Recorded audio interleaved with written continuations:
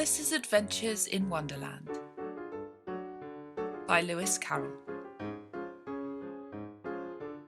Chapter 6. Pig and Pepper.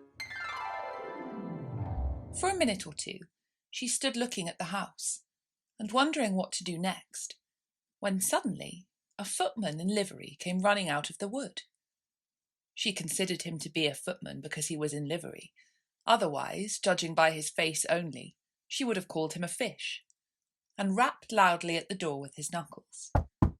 It was opened by another footman in livery, with a round face and large eyes like a frog, and both footmen, Alice noticed, had powdered hair that curled all over their heads.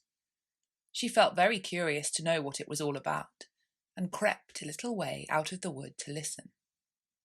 The fish footman began by producing from under his arm a great letter, nearly as large as himself, and this he handed over to the other, saying, in a solemn tone, "For the Duchess, an invitation from the Queen to play croquet." The frog footman repeated in the same solemn tone, only changing the order of the words a little, "From the Queen, an invitation for the Duchess to play croquet." Then they both bowed low, and their curls got entangled together. Alice laughed so much at this that she had to run back into the wood for fear of their hearing her, and when she next peeped out, the fish footman was gone, and the other was sitting on the ground near the door, staring stupidly up into the sky. Alice went timidly up to the door and knocked. "There's no sort of use in knocking," said the footman, "and that for two reasons. First, because I'm on the same side of the door as you are. Secondly, because they're making such a noise inside no one could possibly hear you." And certainly there was a most extraordinary noise going on within. A constant howling and sneezing, and every now and then a great crash, as if a dish or kettle had been broken to pieces. "Please then," said Alice, "how am I to get in?" "There might be some sense in your knocking," the footman went on without attending to her, "if we had the door between us. For instance, if you were inside, you might knock, and I could let you out, you know." He was looking up into the sky all the time he was speaking, and this Alice thought decidedly uncivil. "But perhaps he can't help it," she said to herself. "His eyes are so very nearly at the top of his head. But at any rate, he might answer questions. How am I to get in?" she repeated aloud. "I shall sit here," the footman remarked, "till tomorrow." At this moment, the door of the house opened, and a large plate came skimming out straight at the footman's head. It just grazed his nose, and broke to pieces against one of the trees behind him. "Or next day, maybe," the footman continued in the same tone, exactly as if nothing had happened. "How am I to get in?" asked Alice again, in a louder tone. "Are you to get in at all?" said the footman. "That's the first question, you know." It was, no doubt, only Alice did not like to be told so. "It's really dreadful," she muttered to herself, "the way all the creatures argue. It's enough to drive one crazy." The footman seemed to think this a good opportunity for repeating his remark, with variations. "I shall sit here," he said, "on and off for days and days." "But what am I to do?" said Alice. "Anything you like," said the footman, and began whistling. "Oh, there's no use in talking to him," said Alice desperately. "He's perfectly idiotic." And she opened the door and went in. The door led right into a large kitchen, which was full of smoke from one end to the other. The Duchess was sitting on a three-legged stool in the middle, nursing a baby. The cook was leaning over the fire, stirring a large cauldron which seemed to be full of soup. "There's certainly too much pepper in that soup," Alice said to herself, as well as she could for sneezing. There was certainly too much of it in the air. Even the Duchess sneezed occasionally, and as for the baby, it was sneezing and howling alternately without a moment's pause. The only things in the kitchen that did not sneeze were the cook and a large cat which was sitting on the hearth and grinning from ear to ear. "Please would you tell me," said Alice, a little timidly, for she was not quite sure whether it was good manners for her to speak first, "why your cat grins like that?" "It's a Cheshire cat," said the Duchess, "and that's why." "Pig!" She said the last word with such violence that Alice quite jumped, but she saw in another moment that it was addressed to the baby, and not to her. So she took courage and went on again. "I didn't know that Cheshire cats always grinned. In fact, I didn't know that cats could grin." "They all can," said the Duchess, "and most of 'em do." "I don't know of any that do," Alice said very politely, feeling quite pleased to have got into a conversation. "You don't know much," said the Duchess, "and that's a fact." Alice did not at all like the tone of this remark, and thought it would be as well to introduce some other subject of conversation. While she was trying to fix on one, the cook took the cauldron of soup off the fire and at once set to work throwing everything within her reach at the Duchess and the baby. The fire irons came first, then followed a shower of saucepans, plates and dishes. The Duchess took no notice of them even when they hit her, and the baby was howling so much already that it was quite impossible to say whether the blows hurt or not. "Oh, please, mind what you're doing," cried Alice, jumping up and down in an agony of terror. "Oh, there goes his precious nose," as an unusually large saucepan flew close by and very near carried it off. "If everybody minded their own business," the Duchess said in a hoarse growl, "the world would go round a deal faster than it does." "Which would not be an advantage," said Alice, who felt very glad to get an opportunity of showing off a little of her knowledge. "Just think of what work it would make with the day and night. You see, the earth takes 24 hours to turn round on its axis."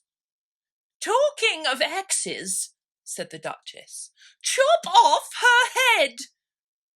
Alice glanced rather anxiously at the cook to see if she meant to take the hint, but the cook was busily stirring the soup and seemed not to be listening. So she went on again. 24 hours, I think. Or is it 12? "Oh, don't bother me," said the Duchess. "I never could abide figures." And with that, she began nursing her child again, singing a sort of lullaby to it as she did so, and giving it a violent shake at the end of every line. While the Duchess sang the second verse of the song, she kept tossing the baby violently up and down, and the poor little thing howled, so Alice could hardly hear the words. "Here, you may nurse it a bit if you like," the Duchess said to Alice, flinging the baby at her as she spoke. "I must go and get ready to play croquet with the Queen." And she hurried out of the room. The cook threw a frying pan after her as she went out, but it just missed her. Alice caught the baby with some difficulty, as it was a queer-shaped little creature, and held out its arms and legs in all directions. "Just like a starfish," thought Alice. The poor little thing was snorting like a steam engine when she caught it, and kept doubling itself up and straightening itself out again, so that altogether, for the first minute or two, it was as much as she could do to hold it. As soon as she had made out the proper way of nursing it, which was to twist it up into a sort of knot, and then keep tight hold of its right ear and left foot, so as to prevent its undoing itself, she carried it out into the open air.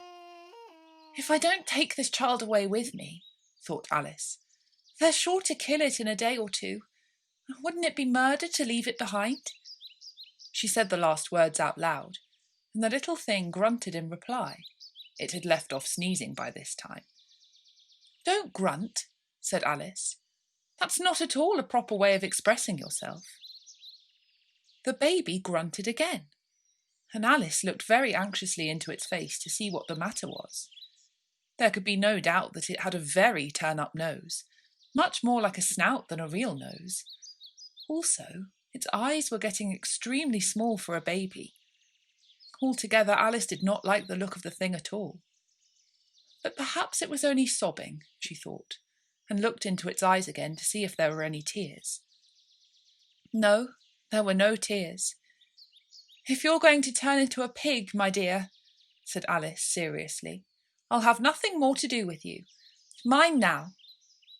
The poor little thing sobbed again, or grunted, it was impossible to say which, and they went on for some while in silence.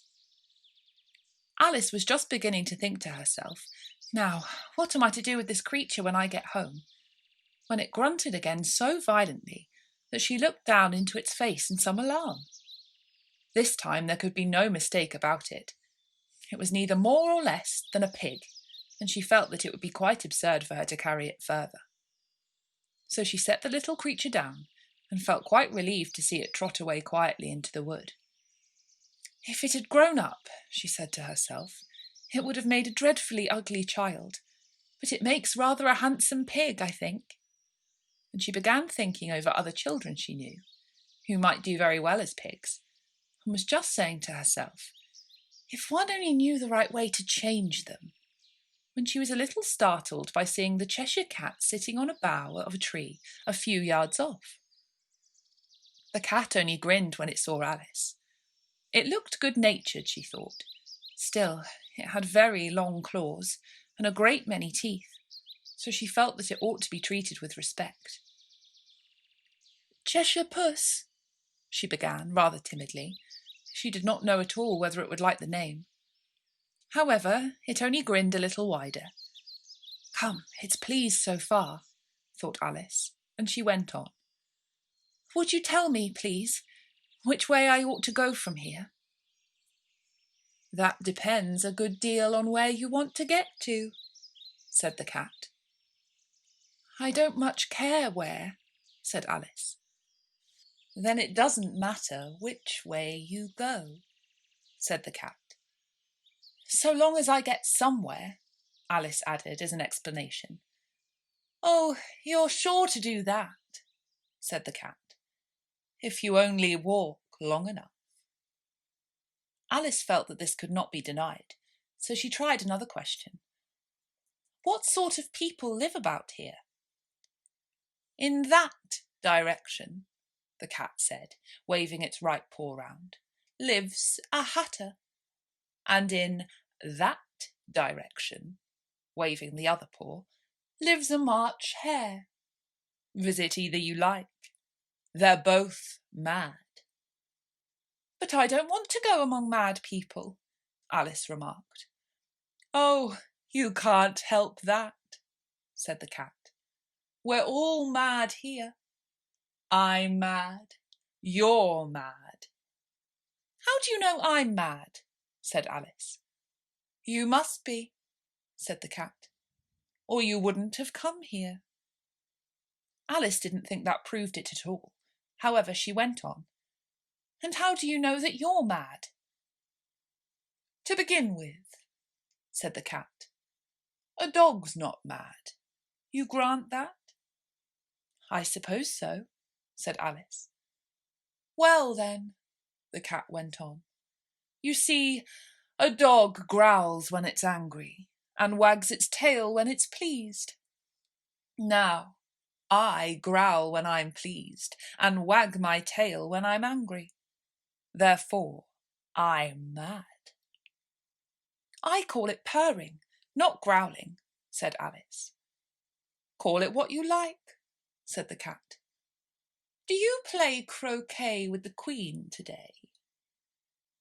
"I should like it very much," said Alice, "but I haven't been invited yet." "You'll see me there," said the cat, and vanished. Alice was not much surprised at this, as she was getting so used to queer things happening. While she was looking at the place where it had been, it suddenly appeared again. "By the by, what became of the baby?" said the cat. "I'd nearly forgotten to ask." "It turned into a pig," Alice quietly said, just as if it had come back in a natural way. "I thought it would," said the cat, and vanished again. Alice waited a little, half expecting to see it again, but it did not appear, and after a minute or two she walked on in the direction in which the March hare was said to live. "I've seen hatters before," she said to herself. The March hare will be the most interesting, and perhaps as this is May, it won't be raving mad, at least not so mad as it was in March. As she said this, she looked up, and there was the cat again, sitting on a branch of a tree. Did you say pig or fig? Said the cat. I said pig, replied Alice, and I wish you wouldn't keep appearing and vanishing so suddenly. You make one quite giddy. All right, said the cat, and this time it vanished quite slowly, beginning with the end of the tail and ending with the grin, which remained some time after the rest of it had gone. Well, I've often seen a cat without a grin, thought Alice, but a grin without a cat, it's the most curious thing I ever saw in my life. She had not gone much further before she came in sight of the house of the March hare. She thought it must be the right house, because the chimneys were shaped like ears, and the roof was thatched with fur. It was so large a house that she did not like to go nearer till she had nibbled some more of the left-hand bit of mushroom, and raised herself to about 2 feet high. Even then, she walked up towards it rather timidly, saying to herself, Suppose it should be raving mad after all. I almost wish I'd gone to see the Hatter instead.